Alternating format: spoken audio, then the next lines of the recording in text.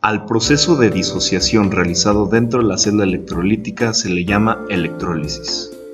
El proceso para realizarla es aplicando una corriente eléctrica continua mediante un par de electrodos conectados a una fuente de alimentación eléctrica y sumergidos en una disolución electrolítica. El electrodo conectado al polo positivo se conoce como ánodo y el negativo como cátodo. Cada electrodo trae iones de carga opuesta. Galvanoplastia. Es la aplicación tecnológica de la deposición mediante electricidad o electrodeposición. El proceso se basa en el traslado de iones metálicos desde un ánodo a un cátodo, donde estos se depositan en un medio líquido acuoso compuesto fundamentalmente por sales metálicas y está ligeramente acidulado.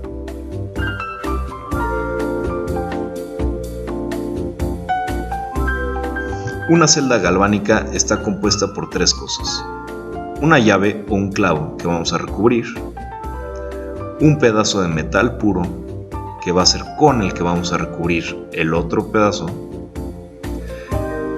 y una fuente de voltaje donde la terminal negativa se va a conectar a la llave y la terminal positiva al pedazo de metal puro. Las dos terminales están sumergidas en una disolución electrolítica que tiene que ser compuesta de una sal del metal puro, por ejemplo, sulfato de cobre.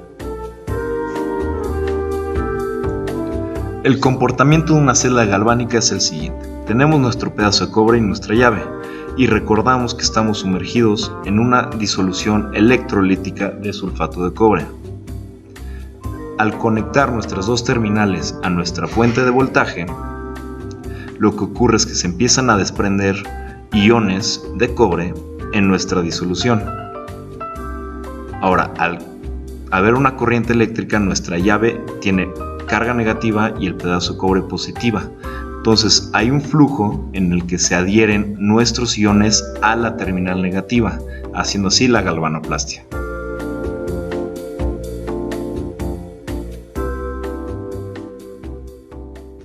La lista de materiales es la siguiente: una fuente de voltaje,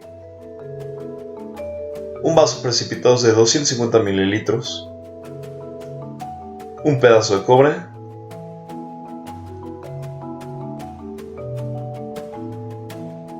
cualquier llave o metal al que se va a recubrir de cobre,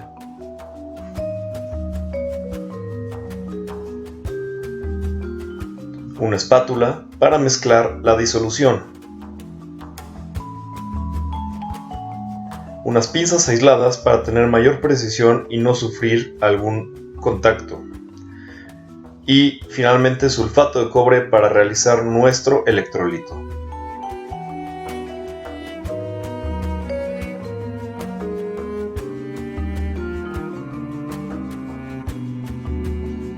Teniendo nuestro sulfato de cobre, lo abrimos, nos cercioramos que esté perfectamente en buenas condiciones y empezamos a vertir una cantidad módica en nuestro vaso de precipitados. Cerramos nuestro recipiente y listo.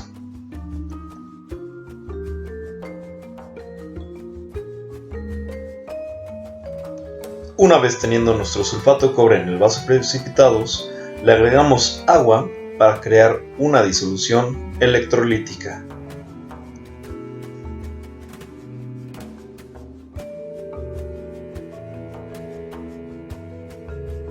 Revolvemos nuestra disolución hasta que quede de color azul turquesa.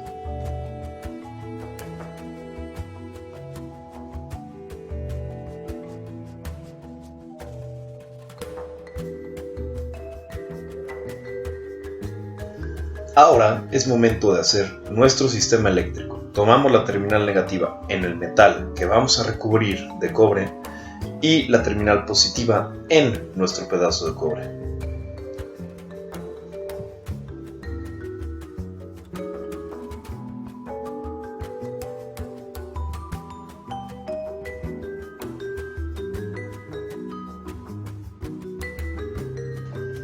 Ahora es momento de encender nuestra fuente de voltaje. Nosotros la configuramos a 9 volts, simulando una pila alcalina común tipo D.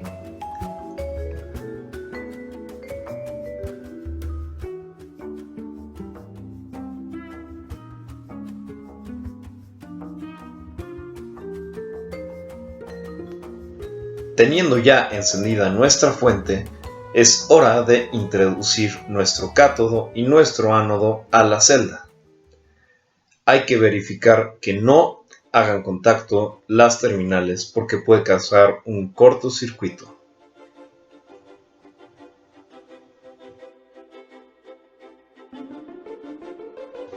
Al introducir el cátodo y el ánodo a la celda, podemos ver que inmediatamente empiezan a reaccionar.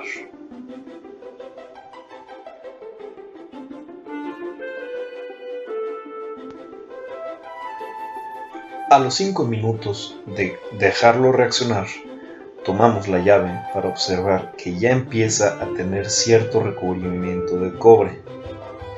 Podemos observar que ya incluso el tono de la llave es de otro color. A los 10 minutos volvemos a tomar la llave para observar sus cambios. Podemos ver que incluso al girarla hay un cambio en el volumen de esta llave.